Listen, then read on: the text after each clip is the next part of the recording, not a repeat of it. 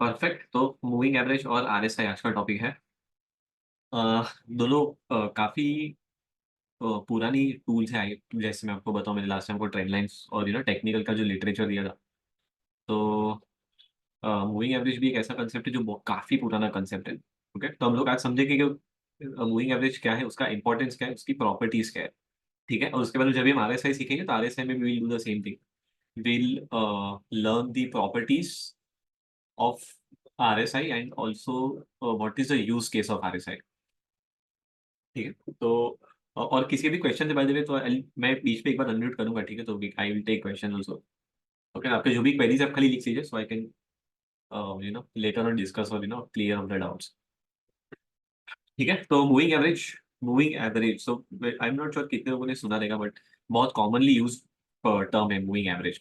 Okay, तो moving average मतलब basically ultimately it's nothing but an average. Okay, average हम किसी भी चीज का निकाल सकते हैं।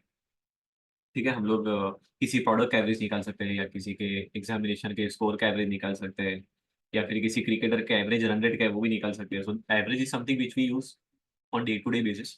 ओके, तो इसको मार्केट में इसका क्या कनेक्शन है वो भी मैं आपको समझा दूँ। तो अगर हमको कोई भी चीज का एवरेज निकालना है, अगर सिंपल सिंपल लैंग्वेज में अगर हम बात करें, लेट्स से एक स्टूडेंट ए है। ओके, और एक स्टूडेंट बी है। आई होप मेरा स्क्रीन विजिबल है आप लोगों को। ठीक है, तो स्टूडेंट ए और स्टूडेंट बी जो है ना, इनके हम लोग 10 लास्ट 10 साल के एग्जाम के मार्क्स देते हैं। ठीक है, तो स्टूडेंट ए जो है ना, इसको फर्स्ट एग्जाम जब भी फर्स्ट स्टैंडर्ड में था तभी इसको 36% आया। फिर इसको 38% आया सेकंड स्टैंडर्ड में। फिर थर्ड स्टैंडर्ड में 37 आया। फिर फोर्थ स्टैंडर्ड में 40 आया। फिर फिफ्थ स्टैंडर्ड में 39 आया। ऐसे करके लेट्स से इसका हर एक स्टैंडर्ड का हम लोग स्कोर को यहाँ पे मार्क कर रहे हैं।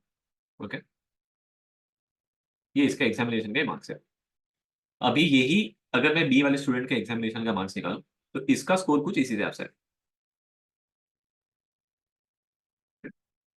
तो अभी मैं इसके स्कोर्स को मेंशन कर रहा हूँ। इसके भी फर्स्ट स्टैंडर्ड से लेकर 10 स्टैंडर्ड तक का स्कोर का मार्किंग अपने सामने है।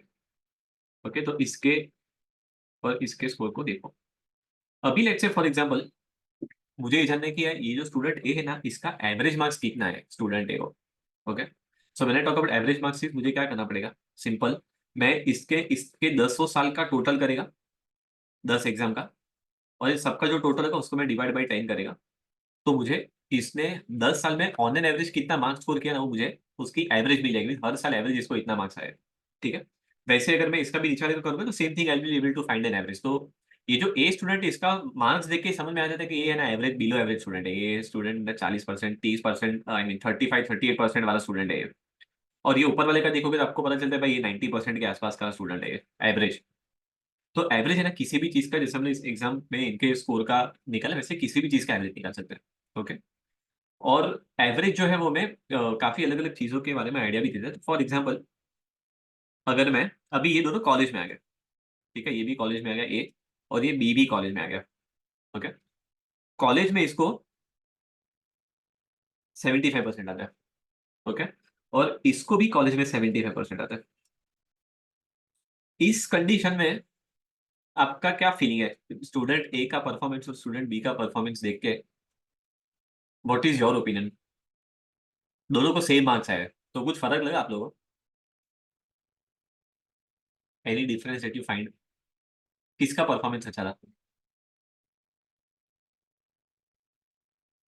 ए का परफॉर्मेंस अच्छा है, बराबर। दोनों को मार्क्स तो सेम ही आए।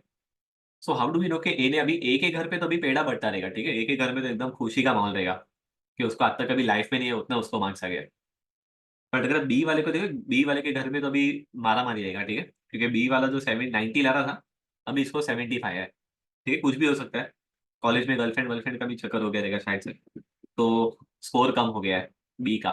ठीक है, तो अभी जब भी हम ए और बी का स्कोर कंपेयर करते हैं ना, so what it is trying to tell us कि भाई ए का जो एवरेज परफॉर्मेंस है ना, ये एवरेज परफॉर्मेंस के ऊपर इसने कुछ अचीव किया है टाइम, अबव एवरेज परफॉर्मेंस है। और अगर आप बी का देखो तो बी का बिलो एवरेज परफॉर्मेंस है। तो अगर हमें किसी भी चीज का एवरेज पता हो ना, और अगर वो एवरेज के ऊपर वो आउट परफॉर्म करते हैं, means that is considered a very good sign that he is performing above average. Means A वाले का जो है भाई उसका अभी दबदबा है, उसने अच्छा मार्क्स लाया है, above average student, above average performance दिया उसने, this is considered good. Where is B वाले के केस में वो अच्छा नहीं था। ठीक है, तो एवरेज जो है, एक तो एवरेज निकालने के बाद हम लोग को ये पता चलता है कि are we above the average और are we below the average. Okay, तो वैसे मैंने जैसे अभी इसका मैंने स्कोर निकाला ना 10 स्टैंडर्ड तक का, वैसे हम लोग क्या कर सकते हैं पता है, निफ्टी का भी एवरेज निकाल सकते हैं, या यस बैंक का भी एवरेज निकाल सकते हैं, या फिर रिलायंस का भी एवरेज निकाल सकते हैं। Okay, so for example let's से अगर अभी निफ्टी का आज का क्लोजिंग 20,000 है,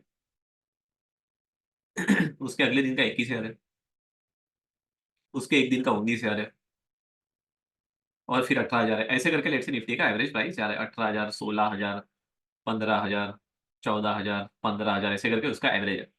आज अगर निफ्टी इसका मैं एवरेज निकालूं तो it will come somewhere around 17,000 के आसपास। आज अगर निफ्टी 18,000 है ना, means it is performing above the average. So when you get the performance above average means it is considered to be a good condition for the market. मतलब इसके जैसा scene हो जाएगा। ओके, और अगर निफ्टी वहां से 13,000 पहुंच गया और उसका एवरेज भाव 17,000 है, means it is performing below it's average. तो जब भी अबव परफॉर्मेंस एवरेज होता है तो अच्छी बात होती है, बिलो परफॉर्मेंस भी बात थोड़ी गड़बड़ वाली है। ठीक है, मतलब उसका जो ट्रेंड है वो इतना अच्छा नहीं है। तो एक तो है कि एवरेज निकालना, निफ्टी का भी निकाल सकते हैं, स्टॉक का भी निकाल सकते हैं। ठीक है, and same kind of performance that we saw in the students we can also see in the financial markets. Okay, पहली बात। दूसरी बात क्या पता है, एवरेज आपको है ना जो हिसाब से वो हिसाब से भी निकाल सकते हैं। फॉर एग्जाम्पल लेट से इसको अगले एग्जाम में 12th में आता है, इसको भी 75 आता है, इसको भी 75 आता है। ओके, अभी जो ए के कॉलेज के फ्रेंड्स है ना, ये ए के जो कॉलेज के फ्रेंड्स है, इनको कैसा लगेगा ए कैसा स्टूडेंट है। अगर इसके कॉलेज का फ्रेंड को पूछेगा तो वो लोग को क्या लगेगा पता है, क्या ये तो अच्छा स्टूडेंट है, 75% तो लाता है यार, डिस्टिंक्शन वाला स्टूडेंट है, अच्छा बंदा है, मतलब गुड पर्सन एज स्टूडेंट, मतलब ही इज परफॉर्मिंग वेरी वेल। पर कॉलेज वाले ने तो ए को कब से पहचानते, कॉलेज वाले लास्ट 2 साल से ही पहचानते उसको। जो ए के स्कूल फ्रेंड रहेंगे उनको कैसा पता रहेगा, उनके पास क्या इन्फॉर्मेशन है कि भाई ये डब्बा स्टूडेंट है। क्योंकि ए के जो स्कूल के फ्रेंड्स है ना, उनको तो पता है कि भाई अच्छा स्टूडेंट नहीं था, उन्हें तो उसका 10th स्टैंडर्ड तक का पूरा परफॉर्मेंस पता है उनको। Okay, so basically thing is कि आप कितने टाइम का एवरेज निकालते हो ना, वो भी मैटर करता है, it will give you different data. For example let's say petrol. Okay, petrol का भाव अगर लास्ट 2 साल में देखो, okay, if you see petrol price from COVID, okay, last 2-3 साल, इज पेट्रोल एक्सपेंसिव, या फिर कोई पेट्रोल चीप है, सस्ता है, या फिर पेट्रोल कॉस्ट टू कॉस्ट है, मतलब बेसिकली कुछ ज्यादा महंगा भी नहीं और सस्ता भी नहीं है, एवरेज भाव पे ही है। Okay, so is it expensive और इज इट चीप और is it cost to cost. तो अगर मैं आपको ऐसे बताऊं ना कि यार पेट्रोल कितना सस्ता हो गया यार, तो आपका सबसे पहला माइंड में क्या है, क्या कुछ भी बोल रहा है पेट्रोल सस्ता हो गया। ठीक है, तो अगर मैं कोविड का भाव देखूं तो कोविड के बाद भाव पेट्रोल का 116 रुपया लीटर था, 116.75 का कुछ भाव था। अगर अगले 2-3 साल में कंपेयर करूं तो पेट्रोल अभी सस्ता है, 106, 107 रुपए के आसपास है। ओके, मेरा स्क्रीन विजिबल नहीं है, शेयरिंग तो सर मुझे दिख रहा है, होप विजिबल है, thank you sir. Kishore ji sir visible है थोड़ा, आई थिंक प्रॉब्लली एक बार चेक कर लेना, क्योंकि अगर विजिबल नहीं होता तो अभी तक आई थिंक मैसेज आगे रहते काफी सारे। ठीक है, so if you see last 2 years petrol prices are cheap, तो मैं तो भाई लास्ट 2 साल के हिसाब से बोल रहा हूँ, मेरे को वो हिसाब से सस्ता लगा।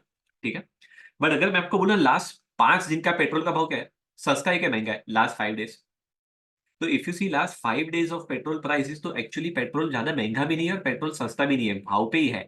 हम लोग बोलते हैं ना बराबर भाव है इसका, तो लास्ट 5 दिन में अगर पेट्रोल का भाव तो बराबर है। बट अगर मैं लास्ट 20 साल का बोलूँ तो 20 years में पेट्रोल का भाव सस्ता है क्या महंगा है, जबरदस्त महंगा है। ओके, तो हम लोग बोलेंगे 20 साल में वो पेट्रोल का भाव तो क्या था और कहाँ का कहाँ चला गया, तो 20 साल में पेट्रोल बहुत महंगा है, लास्ट 3 साल में पेट्रोल सस्ता है, और अगर 5 दिन के हिसाब से देखो तो पेट्रोल का भाव बराबर है। तो एवरेज आप कौन से टाइम का निकलते हो ना, वो हिसाब से भी डेटा चेंज हो जाएगा। इसलिए मैंने आपको एग्जांपल दिया कि अगर इसका कॉलेज का स्टूडेंट रहेगा ना, उसका फ्रेंड, तो कॉलेज का फ्रेंड को तो लगेगा ये तो एकदम स्कॉलर आदमी है, और वो तो स्कूल के फ्रेंड को पता है कि भाई ये डब्बा है, क्योंकि उसके पास पहले का डेटा है, तो वो 10 साल का कंपेरिजन है, ये लास्ट 2 साल का कंपेरिजन है, वो 1 साल का कंपेरिजन हो सकता है वैसे। ओके, यहाँ तक क्लियर है।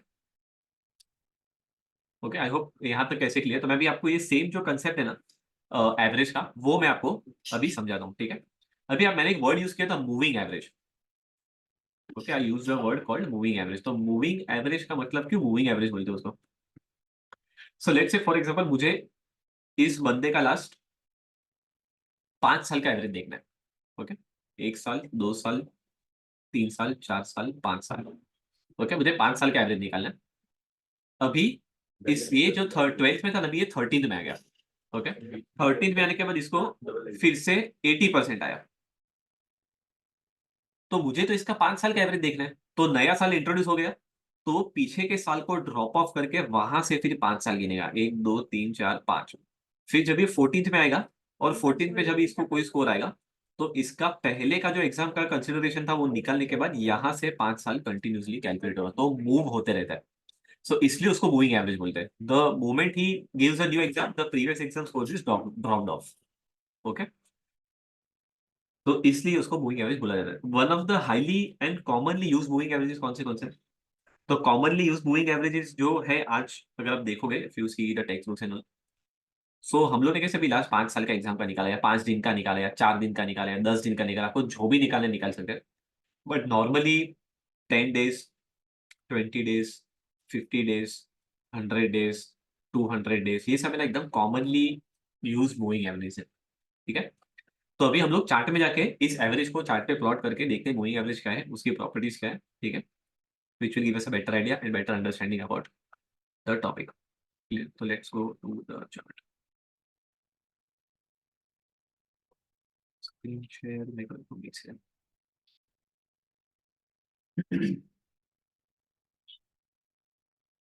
आई होप स्क्रीन विजिबल है। मेरे सामने ये अभी चार्ट है, मैं निफ्टी लेता हूँ। This is Nifty chart. ये निफ्टी का एक दिन का चार्ट है, एक दिन मीन्स एक दिन का एक candle. Okay, 1 day 1 candle chart. अभी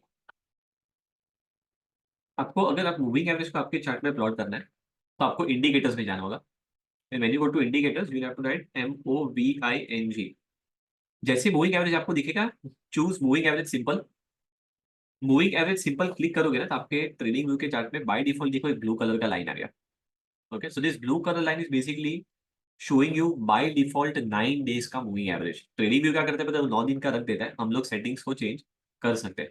ओके, सो मैं इसको डबल क्लिक करता हूँ इसके ऊपर मूविंग एवरेज में, तो मुझे एक विंडो ओपन होगा जो मुझे बोलेगा कि आपको जो भी सेटिंग्स ऐड करना है आप कर सकते हो। तो सबसे पहले मैं इसका है ना थोड़ा साइज चेंज कर लेता हूँ, इसको थोड़ा थिकनेस ऐड कर देते हैं, इसको इसका कलर चेंज कर लेते हैं। Okay, so now we have the colour also in place. मैं इसको बोलना चाहता हूँ कि मुझे ना 9 दिन का एवरेज मत दिखाओ, मुझे ना लास्ट 50 डेज का, 50 डेज का एवरेज।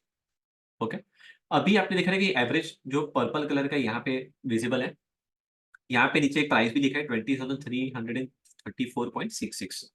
ठीक है, तो अभी इसने ये कैसे प्लॉट किया वो समझते हैं। Okay, so first of all आज के दिन के क्लोजिंग प्राइस को अगर मैं कैलकुलेट करूं in addition with last 50 days. Okay, तो लास्ट 50 दिन कहां से चालू हो रहे हैं, 23 अक्टूबर 2023। तो 23 अक्टूबर से लेके अगर आप निफ्टी के रोज के क्लोजिंग प्राइस को ऐड करो, day number 1, day number 2, day number 3, 4, 5, 6, 7, 8, 9, ऐसे करके ना यहाँ पे 50 आएगा। ओके, लास्ट 50 दिन के जो निफ्टी की एवरेज प्राइस है, उन सबकी सॉरी क्लोजिंग प्राइस है, अगर मैं